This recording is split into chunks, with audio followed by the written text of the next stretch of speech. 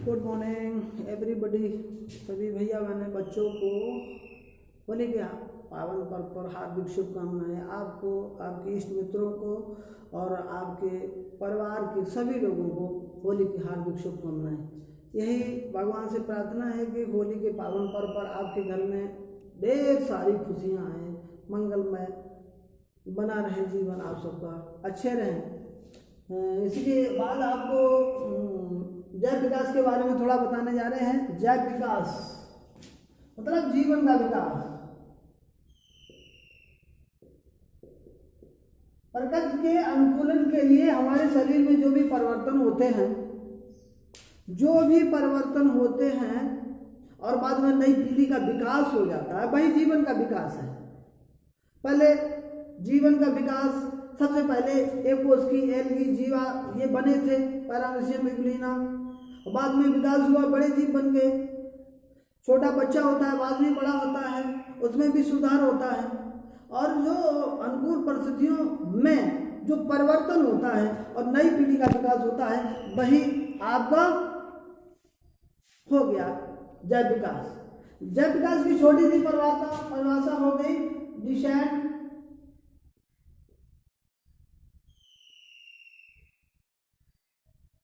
Descend of modification.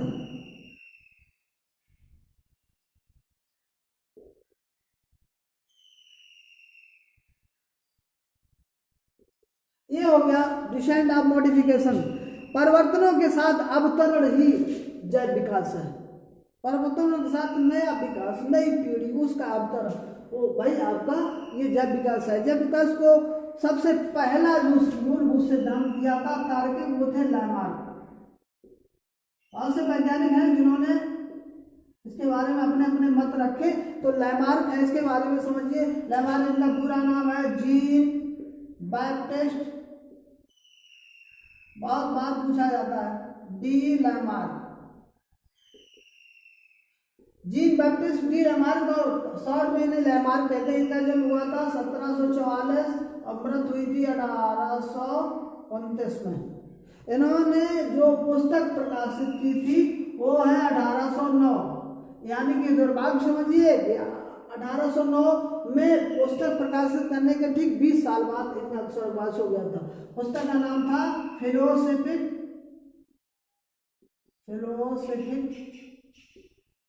Zoologic. इसे Lamarck बात भी कहते हैं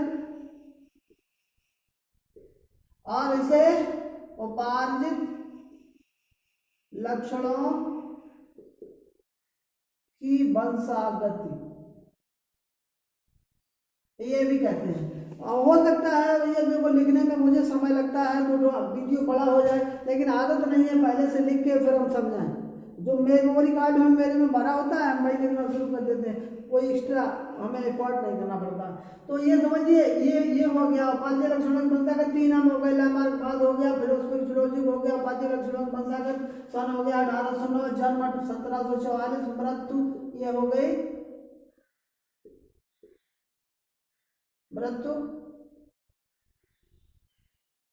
1829 में। 20 साल बाद, ये 20 साल का डिफरेंस था, ठीक। 20 साल बाद इनकी मृत्यु हो गई। तो याद करने में याद रहेगा कि 1809 में पुस्तक प्रकाशित की और 1829 में इनकी मृत्यु हो गई थी। इन्होंने जो 4 पॉइंट दिए वो समझ लीजिए। पहला है इनका जीव में आकार में वृद्धि की प्रवृत्ति। इन्होंने बताया था प्रत्येक जीव हो चाहे पौधा हो जिसमें जीवन है उसमें बढ़ने की प्रवृत्ति होती है। बच्चा छोटा होता है वो भी बड़ा होता है, पौधे छोटे होते हैं वो भी बड़े होते हैं, छोटे से बड़े आकार में वृद्धि की प्रवृत्ति होती है, ये इन्होंने बताया था। दूसरा इन्होंने बताया था कि वातावरण का सीधा प्रभाव,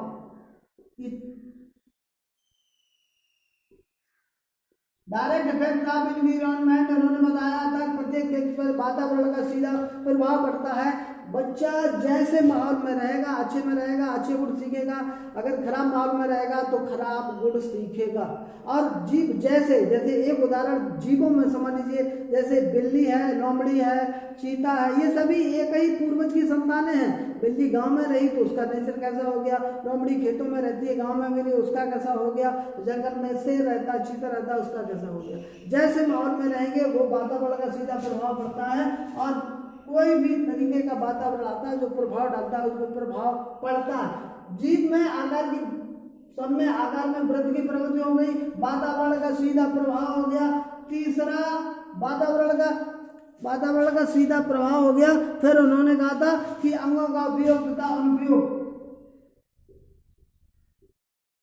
अंगों का उपयोग तथा अनुपयोग, इन्होंने लैमार्क ने बताया था कि जिस अंग का ज्यादा हम उपयोग करते हैं वो ज्यादा शक्तिशाली हो जाता है और वही रह पाता है, और जिसका हम उपयोग नहीं करते वो अनुपयोगी हो जाता है, उसका उपयोग नहीं हो पाता, धीरे धीरे वो खत्म हो जाता है। ये इन्होंने बहुत महत्वपूर्ण बात बताई थी। और 3 पॉइंट थे और चौथा पॉइंट इसी के बारे में अभी बताएंगे। जैसे उपयोग में यहाँ पर थोड़ा और समझ लीजिए विस्तार से। जैसे हम अपने हाथों का उपयोग करते हैं, सीधे हाथ का, दाएं हाथ का ज़्यादा उपयोग करते हैं, वो ज़्यादा ताकतवर होता है, हम ज़्यादा वजन उठा सकते हैं, ज़्यादा काम कर सकते हैं, और बाएं हाथ से उतना काम नहीं कर पाते हैं। जैसे लोहे की भी कोई चीज़ है, अगर उसका उपयोग ना करें, अगर वो रखी रहे तो उसमें जंग लग जाती है, वो खराब हो जाता है। हमारे शरीर में बहुत से अवशेषीय अंग हैं जिनका हमने पहले उपयोग किया था, पहले उपयोग होता था, आज उनका उपयोग नहीं है तो वो अवशेषीय अंग बन गए। जैसे मोलर, डाढ़ जिसे हम कहते हैं अकल डाढ़, 25 साल में निकलती है, अब उसका उपयोग नहीं है, अवशेषीय अंग के रूप में रह गई है। कर्णमूल, ये क्रमरूप परिशेषिका, इसका भी कोई उपयोग नहीं है। पुच्छ कशेरुका, इसका भी कोई उपयोग नहीं है। शरीर पर बाल, इसका भी कोई उपयोग नहीं है। आंखों पर निवेशक पटल झिल्ली, इसका भी कोई उपयोग नहीं है। पहले इनका उपयोग होता था, अब उपयोग नहीं है, तो ये अवशेषीय अंग के रूप में है। वही इन्होंने बताया जिस अंग का ज्यादा उपयोग होता है वो शक्तिशाली होता है, वो बना रहता है, और जिसका उपयोग नहीं होता है वो खत्म, धीरे धीरे खत्म हो जाता है। और आखिरी पॉइंट है, इन्होंने बताया है उपार्जित लक्षणों की वंशागति। जो लक्षण हम अर्जित करते हैं, जो भी लक्षण जो इस जीव जैव विकास में जो अर्जित करते हैं, वो अगली पीढ़ी में अपने आप चले जाते हैं। ये पॉइंट उन्होंने बताया। उपार्जित लक्षणों की वंशागति, उप अर्जित स्वयं द्वारा अर्जित लक्षणों की दूसरी पीढ़ी में वंशागति, वो चले जाते हैं, ये इन्होंने बताया धीरे धीरे। उदाहरण इन्होंने बताया था, 2 बताए थे। एक जिराफ का इन्होंने इन चारों में एक ही उदाहरण काम कर जाएगा। जिराफ को उन्होंने बताया था पहले ये कुत्ते जैसा छोटा जीव था, वातावरण का ऐसा प्रभाव हुआ, सूखा पड़ गई और कोई परिस्थिति आ गई तो फिर इन्हें नीचे घास खाने को नहीं मिली, उन्होंने सर उठाया और ऊपर धीरे धीरे पत्ते खाना शुरू कर दिया। फिर और पत्ते खाए, फिर गर्दन ऊपर उठाई, फिर पत्ते नहीं मिले, फिर अपनी टांगे भी आगे वाली उठाई, और ये क्रम चलता रहा सैकड़ों वर्षों तक। और ये उपार्जित लक्षण है वो पीढ़ी दर पीढ़ी आगे चलते चले गए। अंत में हमें लंबी गर्दन और लंबी टांगों वाला जिराफ मिला। दूसरा उदाहरण दिया था उन्होंने सर्प। इन्होंने बताया कि सर्प के पहले पैर होते थे, ये चलता था, बाद में ये बिल में घुसने लगा, इसे अपने पैर से असुविधा होने लगी, पैर ये सिकोड़ने लगा, चिपकाने लगा, धीरे धीरे इसका उपयोग उन्होंने कम कर दिया, चलने में भी इसका उपयोग कम कर दिया, सरकना शुरू कर दिया। बाद में धीरे धीरे ऐसा हो गया कि सर्पों के पैर ही गायब हो गए, अब पैर लंबे और पतले शरीर वाले ये हो गए। इनके पैर थे, इसका प्रमाण ये है कि जो आज अजगर का सांप होता है उसके पीछे पीछे वाली टांगों की जो श्रवण मेखला होती है, हम लोगों को भी होती है, वो श्रवण मेखला की हड्डी आज भी पाई जाती है। ये मेहमानवाद का विरोध भी बहुत हुआ।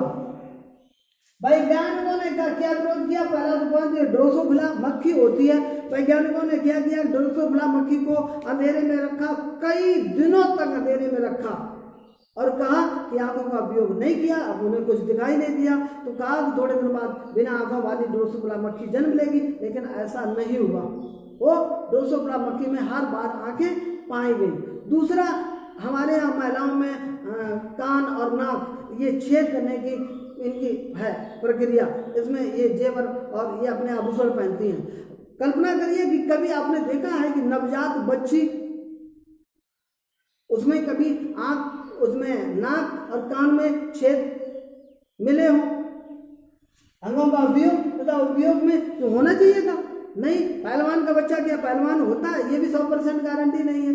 ये भी विरोध हुआ। एक बीजमान वैज्ञानिक थे, इन्होंने तो अपना विद प्रमाण, इन्होंने क्या किया, चूहे और चूहे को पकड़ा और 40 पीढ़ियों तक एक जगह पे बंद रखा। उनसे जो संतान हुई उनकी 40 पीढ़ियों तक पूंछ काटी और कहा कि बिना पूंछ वाला बच्चा जन्म लेगा, लेकिन ऐसा नहीं हुआ। हर बार पूंछ वाला चूहे का बच्चा ही जन्म लिया। तो बीजमान ने फिर ये बताया, जो दैहिक लक्षण होते हैं वो लक्षण एक पीढ़ी से दूसरी पीढ़ी में नहीं जाते हैं। जो जैनिक, जो जीन पर आधारित लक्षण होते हैं वही एक पीढ़ी से दूसरी पीढ़ी पर जाते हैं। कोई रिवीजन में आपका क्या है, जैव विकास में डिसेंट और मॉडिफिकेशन, परिवर्तन के साथ अवतरण ही ये जैव विकास है। लैमार्क बाद जिनका पूरा नाम हो गया जीन बैप्टिस्ट डी लैमार्क, इनका जन्म 1744 में हुआ था, मृत्यु 1829 में हुई थी। इन्होंने पुस्तक प्रकाशित की 1809 में, इसका नाम था फिलोसफिक जूलॉजिक। इन्हें लैमार्क बाद भी कहते हैं, इस उपाधि लक्षणों की वंशागत भी कहते हैं। 1809 में प्रकाशित पुस्तक प्रकाशित होने के 20 साल बाद इनकी मृत्यु हो गई। इन्होंने 4 पॉइंटों पर व्याख्या की। जीवों में आकार में वृद्धि की प्रवृत्ति होती है, वातावरण का सीधा प्रभाव होता है, अंगों का उपयोग तथा अनुपयोग, और लास्ट पॉइंट उपाधि लक्षणों की वंशागति। इनके कई सालों तक लोगों ने विश्वास किया, बिल्कुल बात सही थी, लेकिन बाद में अलग अलग वैज्ञानिकों ने इसको दोबारा रिपीट किया, खोज किया, तो देखा कि कई तथ्य गलत भी निकले, तो उनका विरोध भी हुआ। और विरोध होने के बाद फिर इसके बाद में ठीक इसी समय पर नेक्स्ट पॉइंट आज ही बनाएंगे, आज ही बुलाएंगे अपने क्लास वाले बच्चों को, फिर पढ़ाएंगे, तो आपके लिए फिर वीडियो वही बना के डाल देंगे। वो डार्विन बाद होगा और नव लैमार्क बाद होगा, ह्यूगो डे व्रीज, तीनों को एक ही बार में हम समेट लेंगे। वो अगला नेक्स्ट टाइम पे अभी हम पढ़ाएंगे। होली की हार्दिक शुभकामनाएं आपको फिर दोबारा, और रंग ऐसे खेलें कि खुशियां फैलें, ना कि बुराइयां। बहुत बहुत धन्यवाद।